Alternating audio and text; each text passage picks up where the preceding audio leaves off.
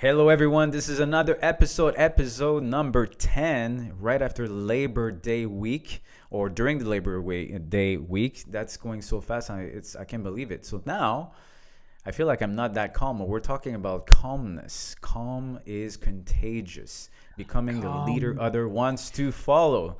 Welcome, Elise. How are you? Hi, Francis. Good to see you. Hi, everyone.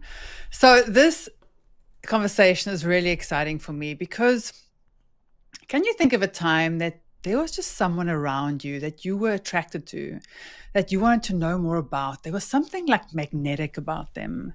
And I think that's so important in leadership. You want to be that person that other people choose to follow because they want to, not because they have to. I think back in the day, people led by fear and they led because of their title. And I feel like things have changed these days. Anyone can be a leader, regardless of their title, but you must be that person that people choose to follow. And today we want to talk about what it means to be that leader. Absolutely. I love that subject too. We talked about it already. I have a story about how calmness is so powerful. There's an image actually that came to my mind while you were talking, because for me, I feel that, and I'll talk for men or the sacred masculine, if we can call it this way. I feel that one of our role, and that's a role I think also of a leader, is to be that type of lighthouse. You know, the lighthouse is always an image that I can see on the internet, that you can, like, that lighthouse, there's so many waves that are crashing, but the Yeah. lighthouse is so strong and solid, you know? Mhm. And that's what I'm thinking when I think of calmness, a strong calmness that really inspires other people to say we're good, like we're safe, the ship is not going to sink, we It's are like a beacon of okay. hope. Yeah. Right, exactly. And then the story that I had is, it's actually following a great exercise if everyone wants to follow that one. If you want more clarity in your life, that's the one. So my coach kind of said, well, you know, I want you to do nothing for 3 days, and asked me a question just before that. He said, before you go, I'm going to ask you a question. You think about it, and you cannot do anything for 3 days. And the question was, uh, go in your agenda, write this in five, like on the date that's 5 years from now, and write this. This is the day that I die. So he said, what are you gonna do with this? Who do you want to become? What's the point? Why are you here on planet Earth? And so he just left me. He left me with this, and then I just started to do this challenge.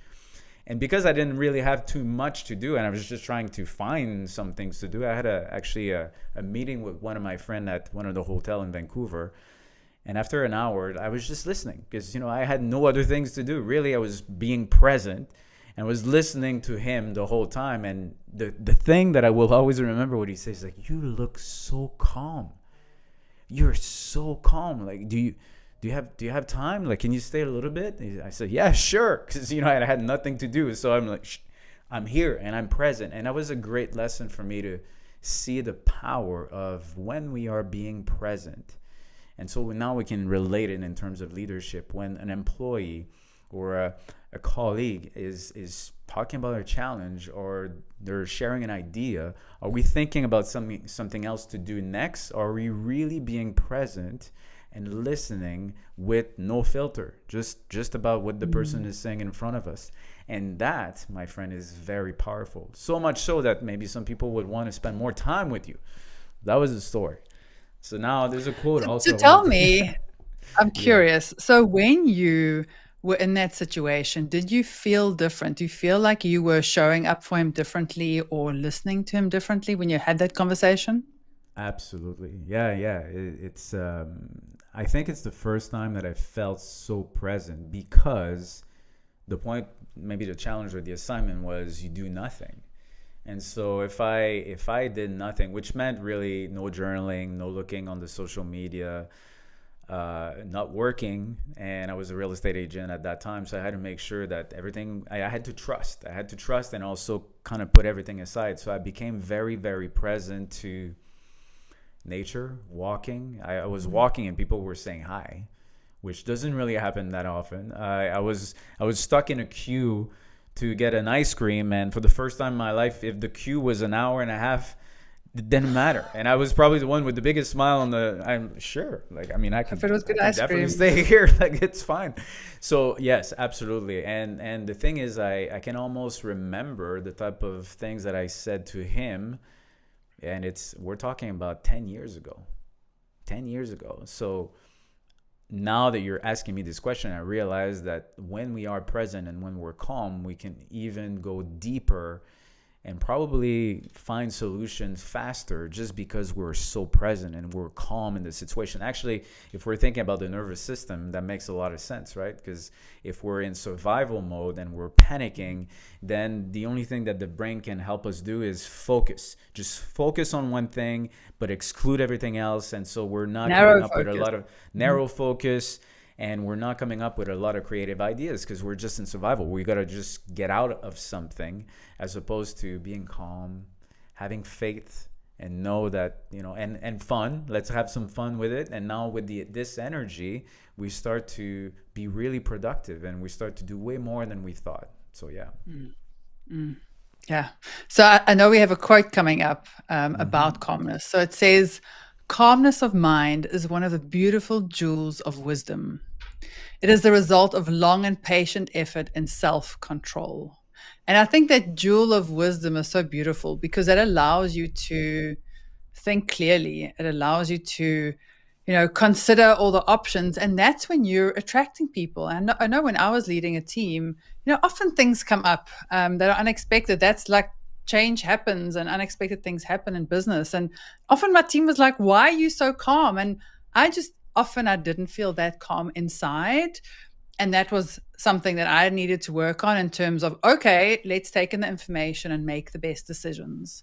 But I knew for me to get panicky is just going to make everyone else panic in my team, right? So if I stay calm, they always they kind of take on the energy you put out, right? It's like when you have children around you. If mom or the parent is like anxious, then the kids become anxious. So if we're calm, we're almost like setting the stage for the rest of the people going, it's okay. Like, I know we have the solution within us.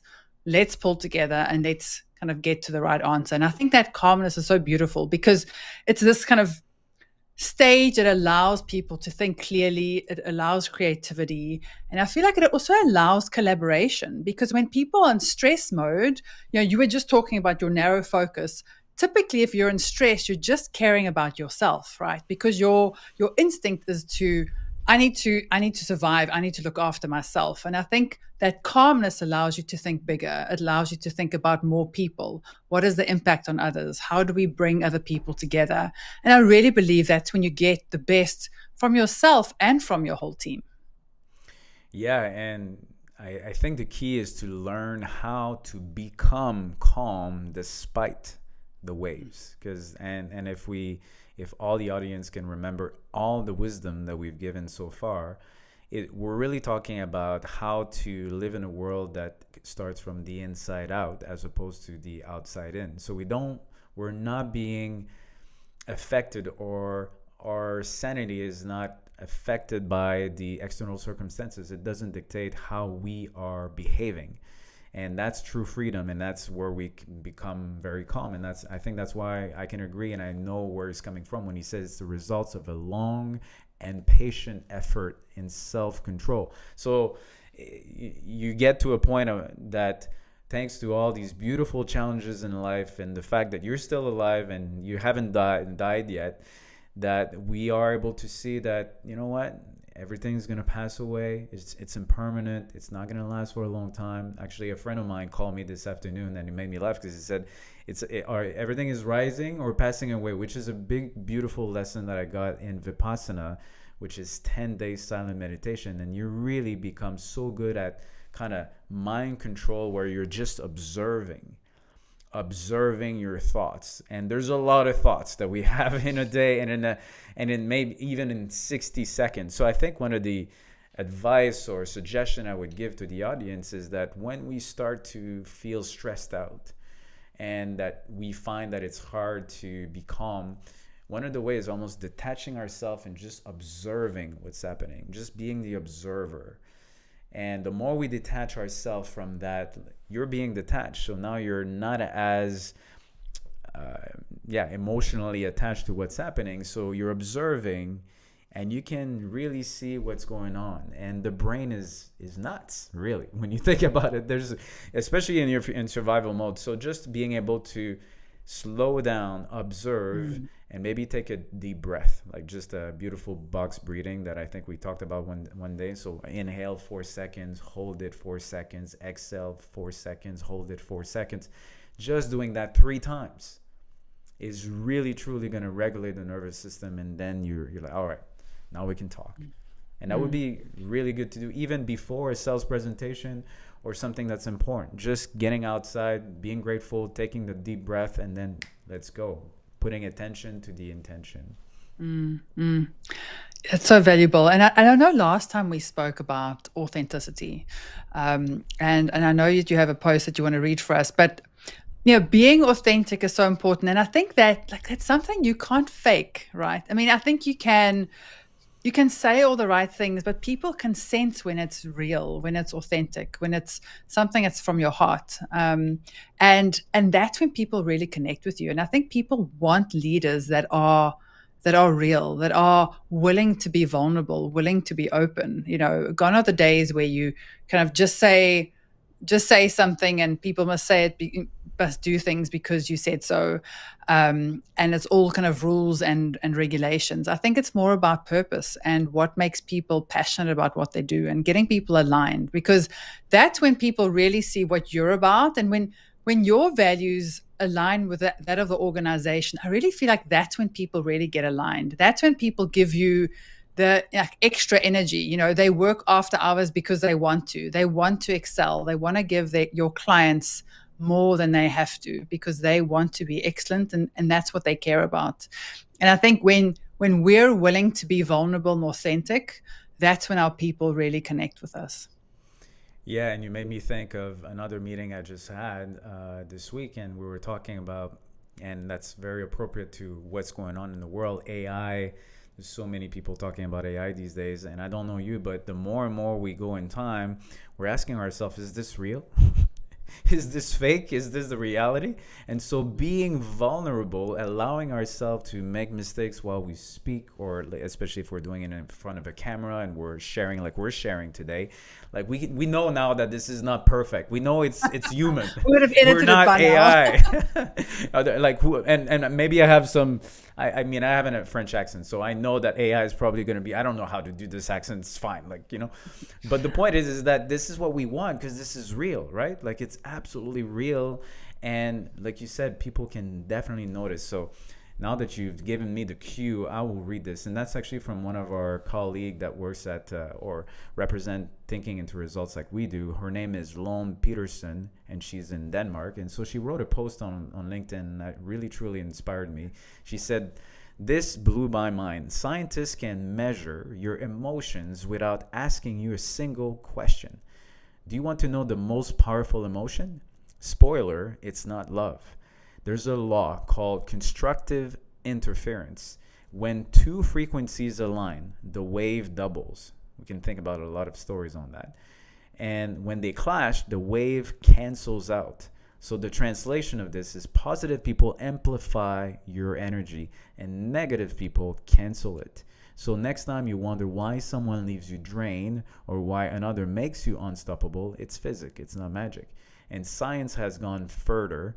The Spain scale, which means scale of positive and negative experience, shows that emotions emit measurable frequencies strong enough to pinpoint moods like jealousy, despair, or joy. This single most powerful attractive frequency a human being can emit is not love, but authenticity. So that's exactly what we said, and we can measure that. I love how you said positive people amplify your energy. Isn't that powerful? Like, and that's a challenge for all of us. Do you want to be the person that amplifies the energy in the room, that brings out the best of people, that makes them excited about a project or solving a problem or just being amazing, right? Or are you going to be that person that pulls everything down, where it's like you've just swallowed the energy when you've walked into the room? And we all know that, like, your energy precedes you, right? Before a person has said anything, you can sense what's going on with them. You can sense if they've had a good day or a bad day, or it's like how they walk, how they show up, their facial expressions, how they hold their shoulders, and who do you want to be? Do you want to be the person that amplifies everything, that brings out the best in people, or do you want to be the person that sucks the energy out of everything? What's the answer on that? Let's ask the audience. Who do you want to be? But you know The what? I vampire think or the we all know we want to be the person that amplifies, but are we willing to do it when we don't feel like it? Like we all have those That's the days when question. you're like, oh, I'm tired and it's been a long day and this client complained or this person's upset.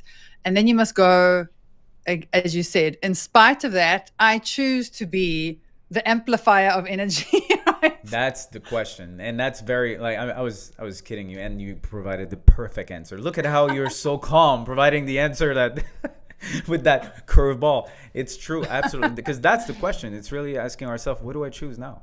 Because, and that made me think of another thing that I mentioned actually in a live event yesterday. It was about the fact that I lost my mind. Just I was literally, I lost my mind. I was about to say something. See, this is very authentic, guys. This is exactly what's happening when you when you're just being human. See, I cannot make this up.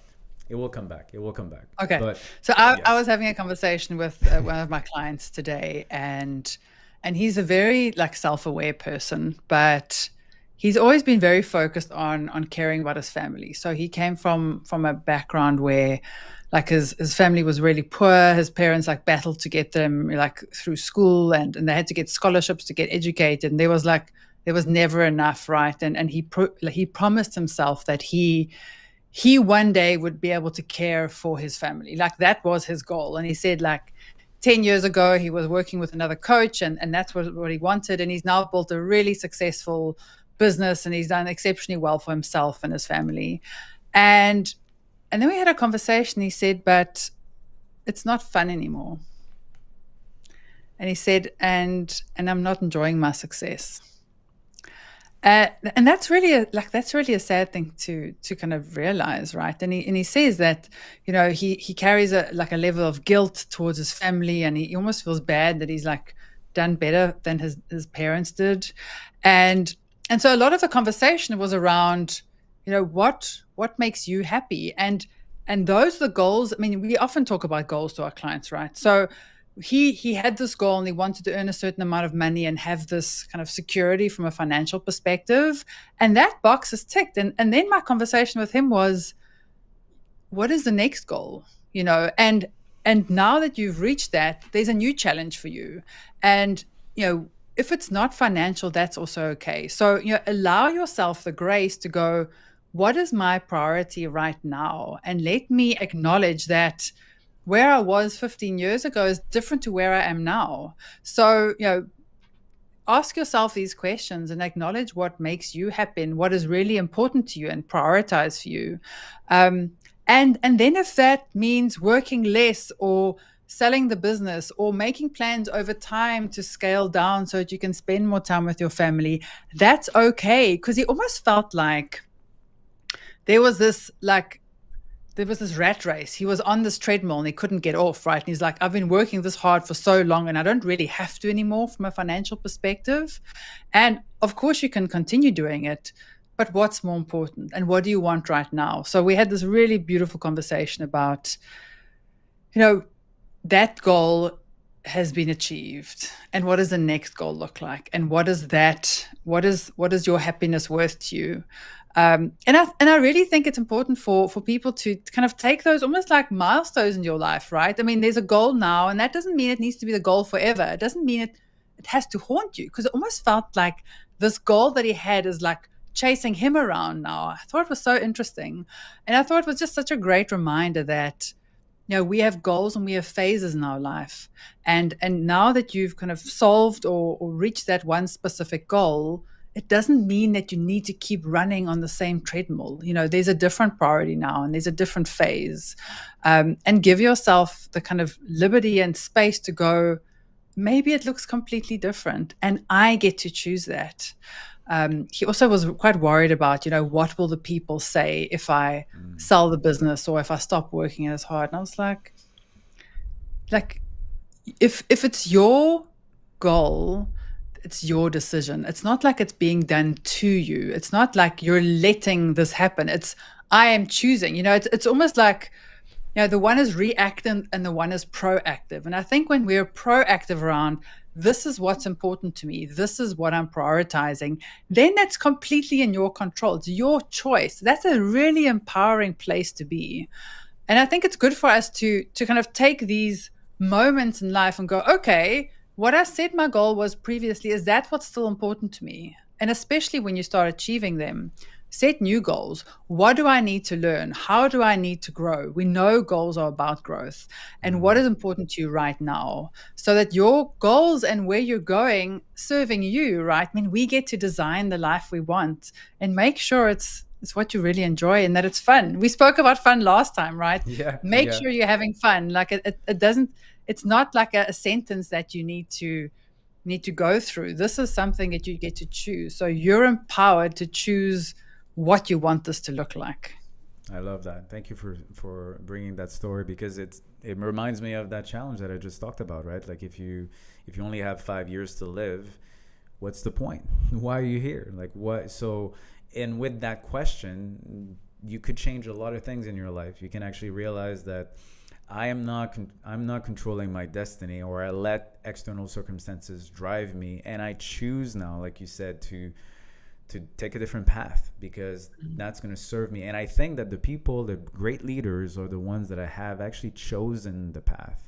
They're not the one that are being they're not the puppets. They're not reacting, they're responding.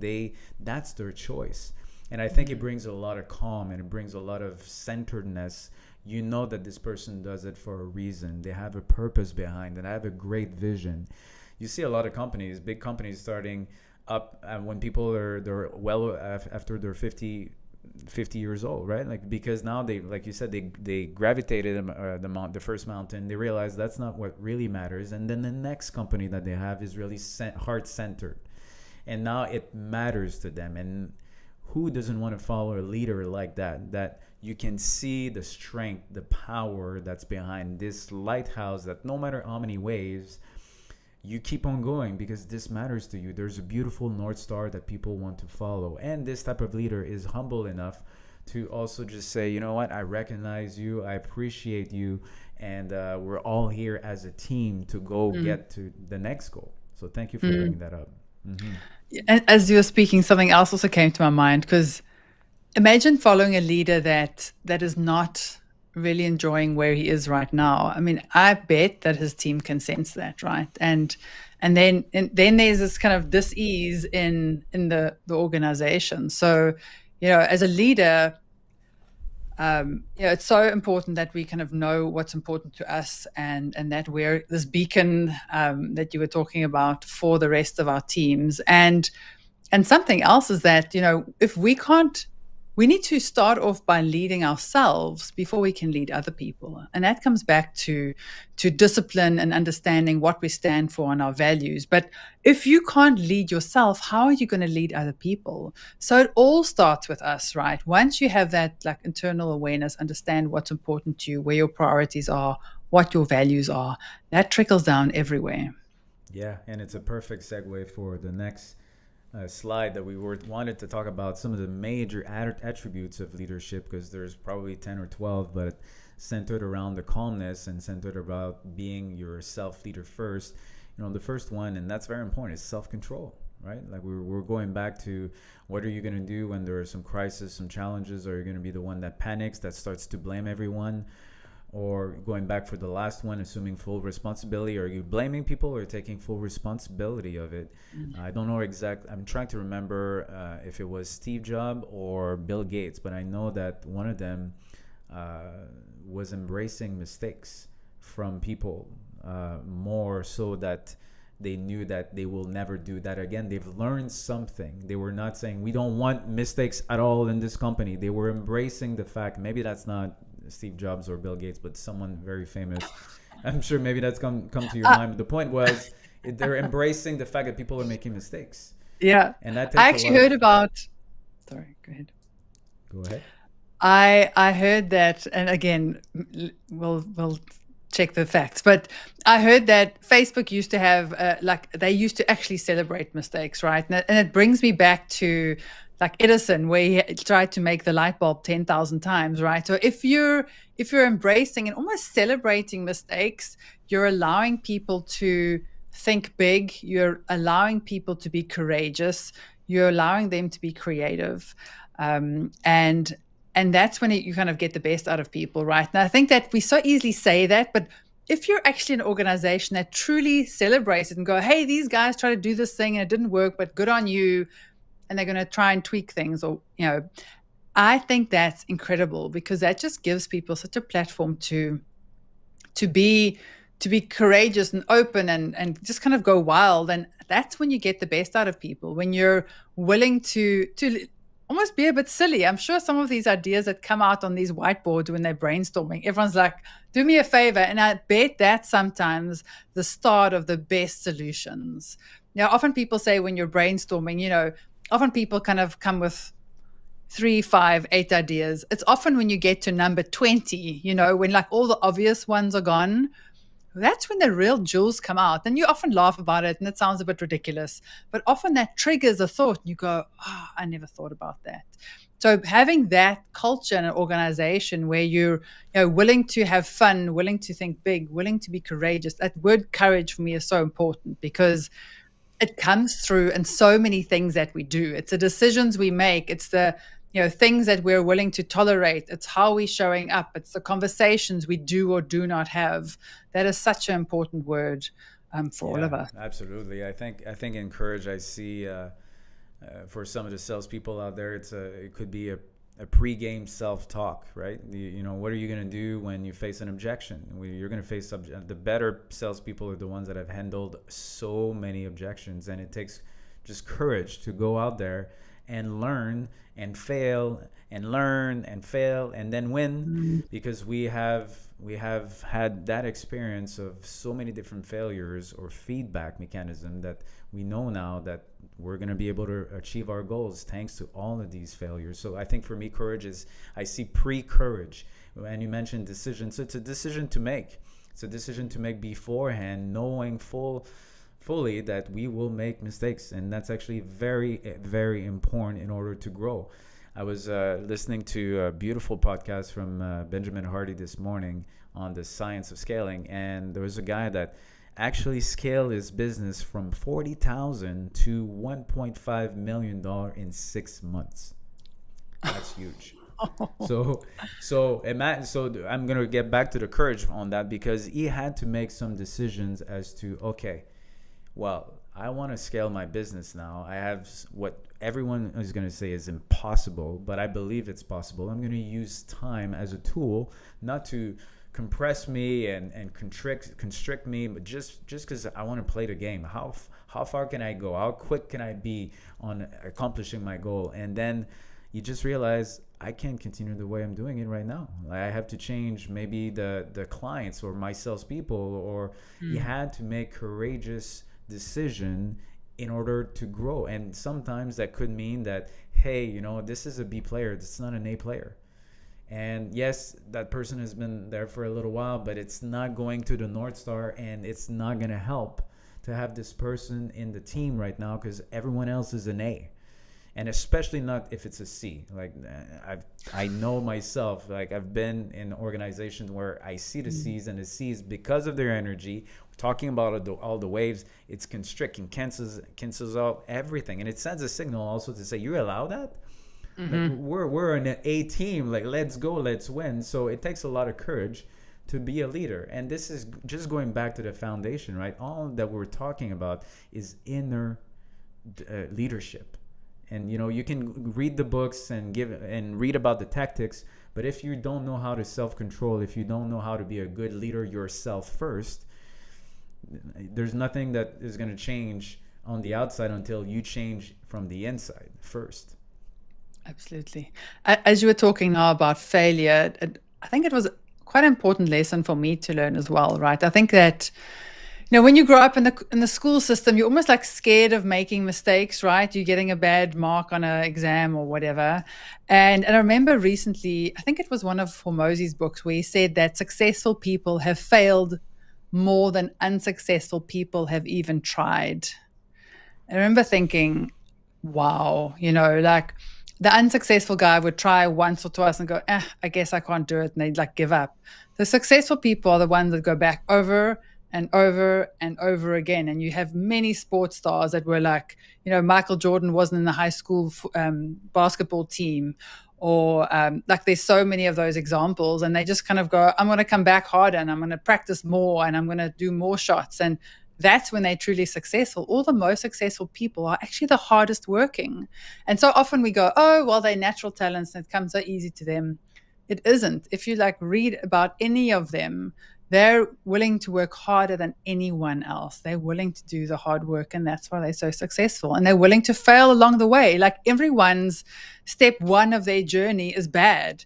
Go back to the first time you did whatever you do currently, right? The first time you did it, you sucked probably, and you get Hmm. better and better and better. And only because you're willing to do it over and over again, that's how you improve. If you let go and you just give up on step three, of course you're going to suck because you haven't like done enough reps to improve, and anyone will. And I think that, if I feel like that's one of the most important lessons we need to learn. Like if we could tell kids from like the word go, it's okay to fail. Everyone is bad at something. You're only going to improve when you put in the time and the effort. What a great lesson to learn early in life. Absolutely. And who's her name? The founder of Spanx, Sarah Blakely. Her Uh-huh. dad was saying, "What did you fail at every day?" Because he was basically just reinventing the way of the term of failure. Failure was just a lesson, and look at where she's gone, right? And she was also selling faxes door to door, received a lot of no's, and the story that she has is full of mistakes and full of failures, and she's gone very, very far, which I think goes to the point number three: definiteness of decision. I think I see that in the very high successful people, and I'm sure Sarah is the same. I know you've had success too. I had success, and every time I had success, I knew that I made a decision, and I just didn't know how it would happen. Like I had the faith and the courage to go, even if I didn't know what would happen.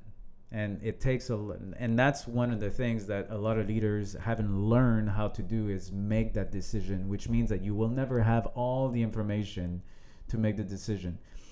And you can always find the good reasons to turn right, and there's very valid reasons, and then you can actually find all the reasons why you should turn left. And because the brain is that brilliant, it's just now that you decided to go left, here's all the reasons why it makes sense. And I if you may make as a well decision, help you get there. so the point is go find out, make that decision, go find out. And if you, by turning right, that was the wrong decision, then now you know, and then you can turn left. And I remind myself of that. I love the decision article by Bob Proctor because it's 6 pages, gold. And I give it to my clients all the time. And I advise them to read it at least once a month because it's just to remember I don't need to know everything. Yes, I'm going to make some mistakes. I'm actually going to, all I need to do is make a decision. What's my purpose? For what purpose am I doing this? And if the vision is very fun and exciting, then you will go forward. And it also reminds me of when we're acting out of faith, that means we're not acting out of fear. And some of the fears that is established in the book Think and Grow Rich by Napoleon Hill, two of those, one is fear of criticism, and the other one is, I think it's loss of love, which means that you want to be approved, and so you fear losing the approval of someone. So now you start to please as opposed to serve. And how many people can we think of, or even ourselves, when we start to please? It's just because really underneath that there's a fear. It could be that in a meeting someone comes late and everyone's on time, but now you have the fear of being hard on that person in front of everyone, or just say, hey, we had an agreement, we need to be on time. And so we don't say anything because maybe that's the top performer, and we don't want Mm. to do something against the top performer, or even in private, that would be better in private, but we don't say anything because we have that fear.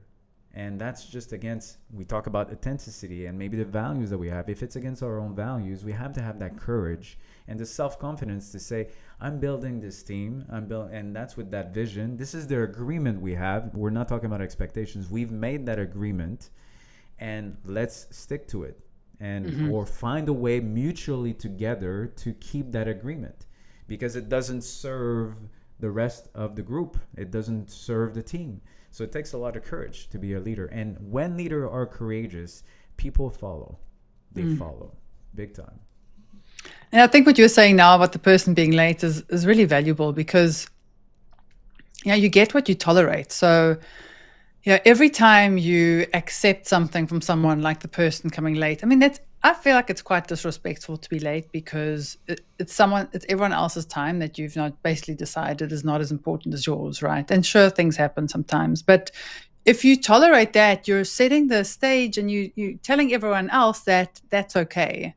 And then everyone's like, well, if he can be late, so can I, right? So I feel like that's one of the things about leadership. You're always being watched, and the things that you tolerate, the things that you don't call out or you accept, that is, almost giving people the space to do more of that. And unfortunately, as leaders, people are watching you the whole time. So be very aware and cautious of those things, because if that's not kind of dealt with, then that kind of filters through the whole organization, and that goes back to like discipline and everyone kind of taking responsibility. Responsibility for me is such a great word, because people need to be responsible for their own actions, but we're also responsible to one another in a team setting.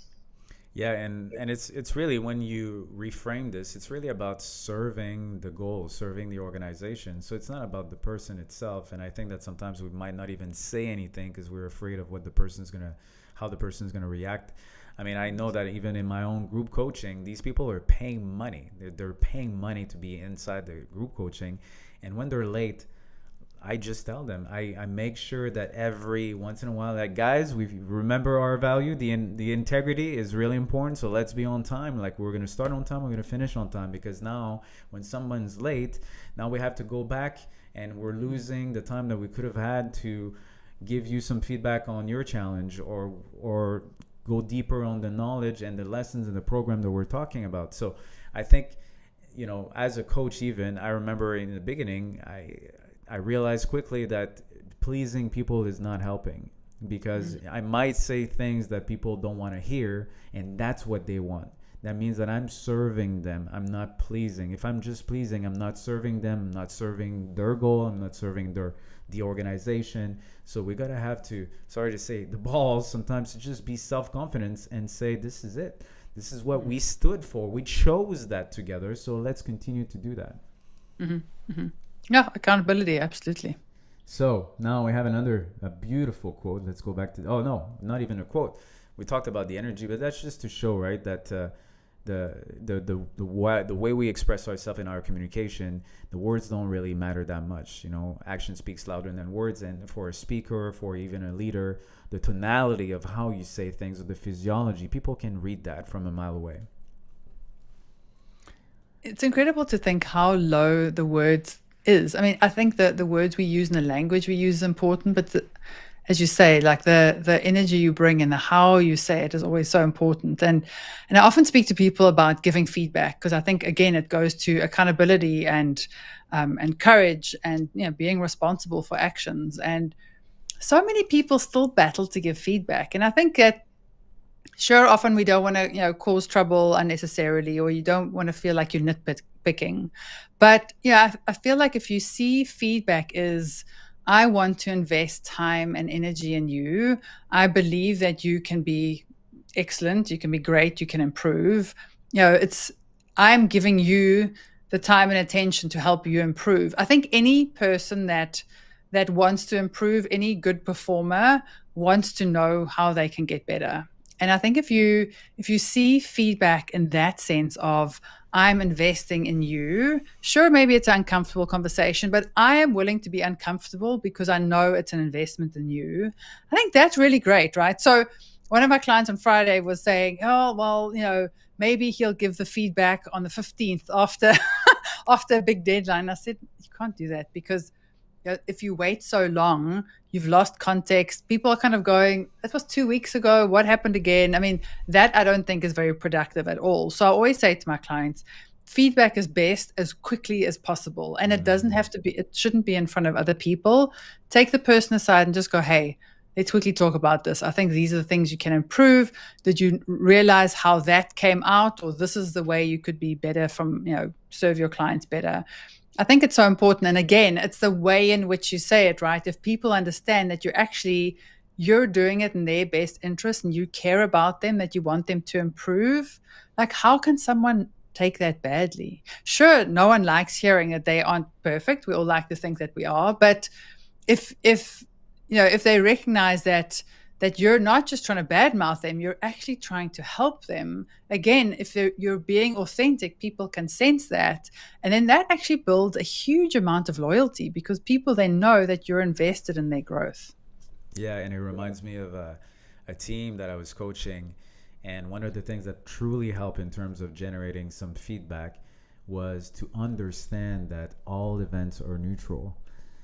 So really what that means is that anything could happen, and if we are reacting and if we have a bad emotion associated to what happened, it's just because we have picked it up from our own perception, from our own paradigm, and we made a story, we made up a story, we gave it a meaning, and that's Mm, why we mm, are upset. And so when everybody in the team knew that all events are neutral, it just became almost not fun, but if somebody is having a bad day and they say something at you and you know that all events are neutral, you're like, are you all right? Because now you're not going to take it personal. You just know that this person just reacted.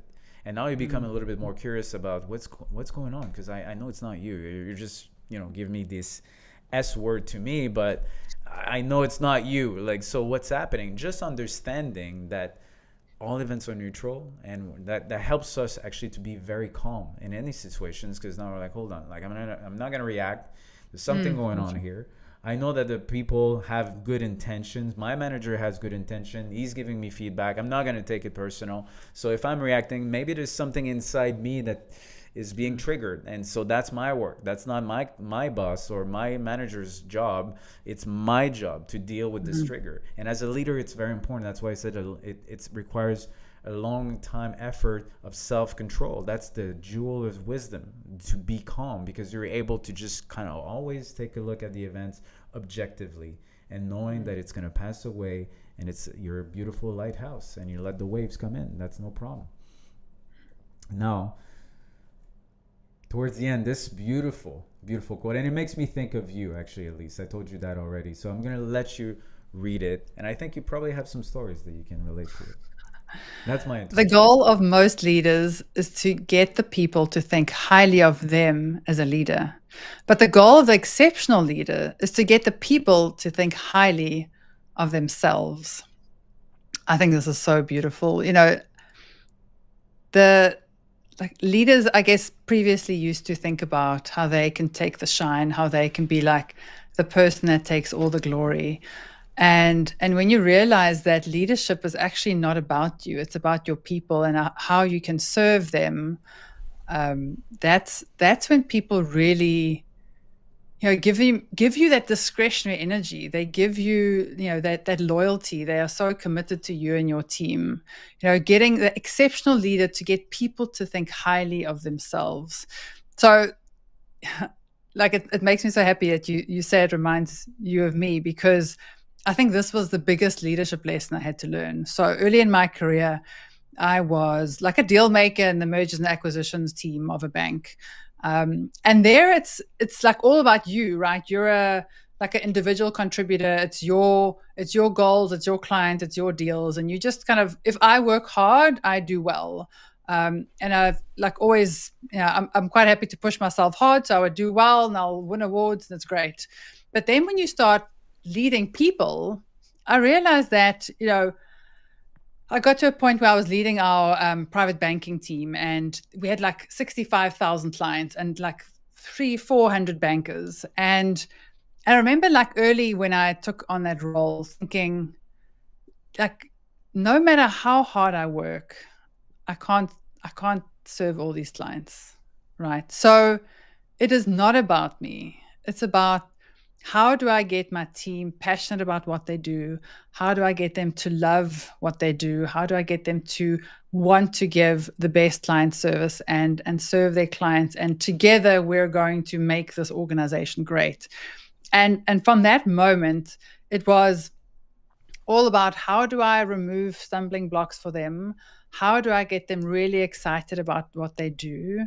How do I help them find purpose in what they do so they do get excited about their job? And I remember speaking to some of them and saying, you know, there was that story about the bricklayers building the cathedral, and the question was, oh, I'm building a wall, and then the one guy said, I'm building a cathedral, and for me it was very similar to that, because you can see like banking as, I'm delivering a checkbook or a card, or I'm dealing with a client query, or you can say, I'm helping someone, plan their legacy. I'm helping them look after their family for generations to come.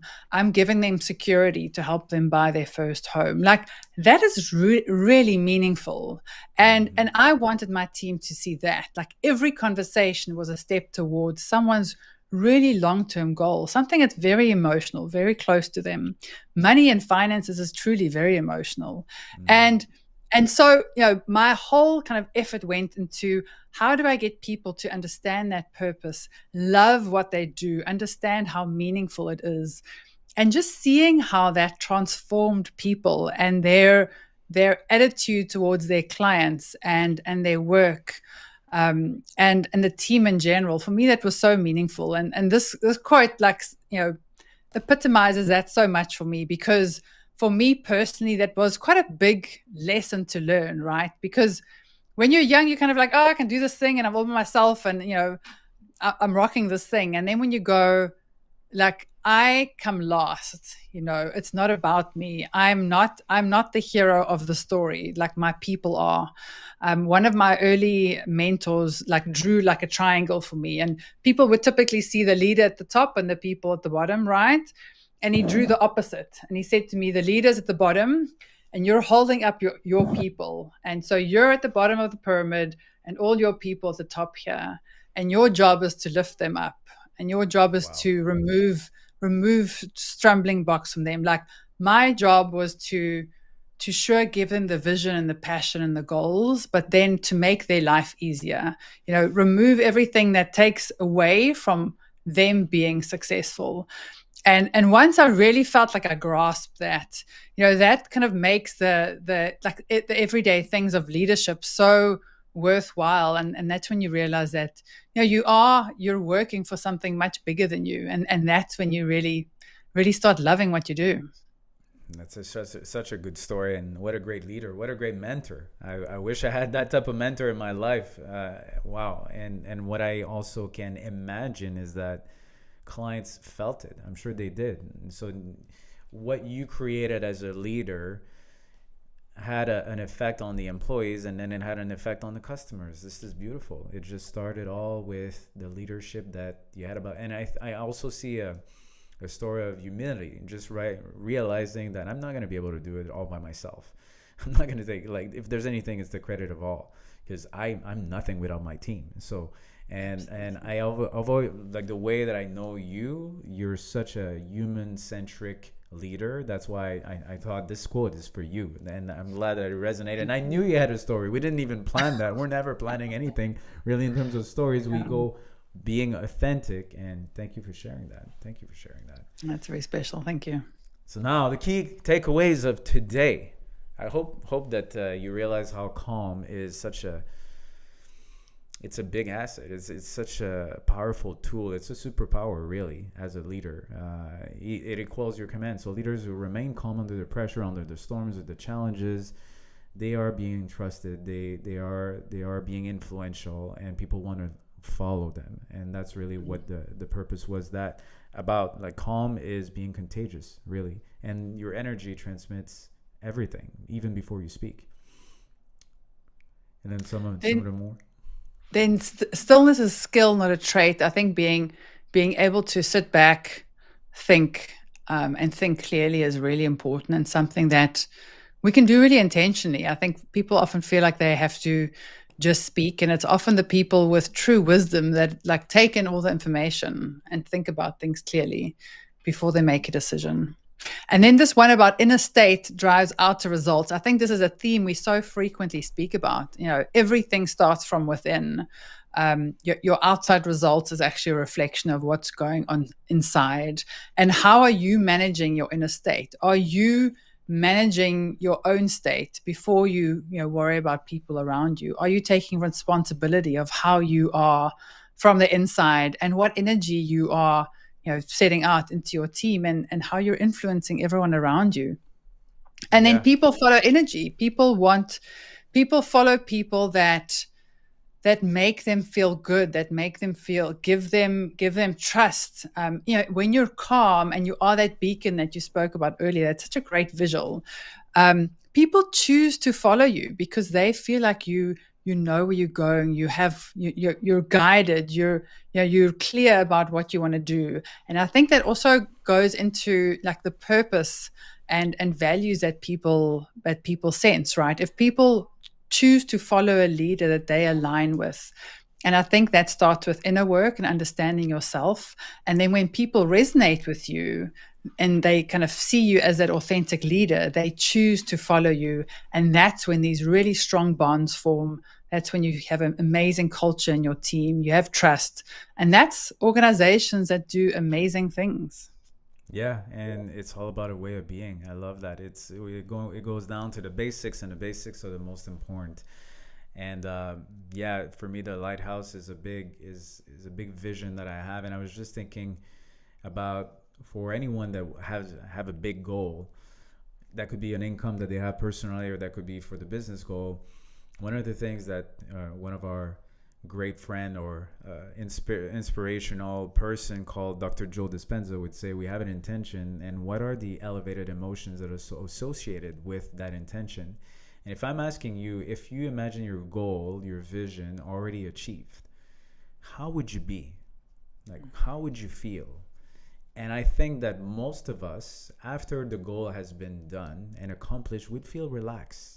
We wouldn't be on a treadmill. We wouldn't be panicking. We wouldn't be triggered. We would just be appreciative of life. And I think so, knowing now that that's who we need to become in order to achieve the goal, the best way to be is to be calm, to be strong, and to be inspiring for other people, because it brings safety, it brings inspiration to everyone. And if there's anything, with all the things that are happening in the world and all the changes, and it's always changing and there's disruptions everywhere, we want leaders that are calm under all of those challenges. So yes, thank you for sharing these takeaways with us, Elise. And thank you again for this beautiful session that we had together. As you know, you can connect with us. Elise is an extremely good leader. She can help your organization. You can scan that code and get into a conversation with her. Same thing with me. We are here to support you. We give you everything that we've got, with all the stories and all the gems and the passions and the wisdom. And thank you for being here, Elise. Absolutely. Thank you. And people should check out your LinkedIn, because I know you've got some really exciting new projects that you've launched, Francis. So absolutely follow Francis and check all the amazing things that he's working on. And we will be back next time. So look forward to having the next conversation. And thank you for today. What a beautiful unpacking of leadership. It's really exciting to have these conversations with you, and it inspires me every time. So thank you for your time, Francis, and Thank your you so much, energy. Elise. Yeah, thank you. So have an amazing week, and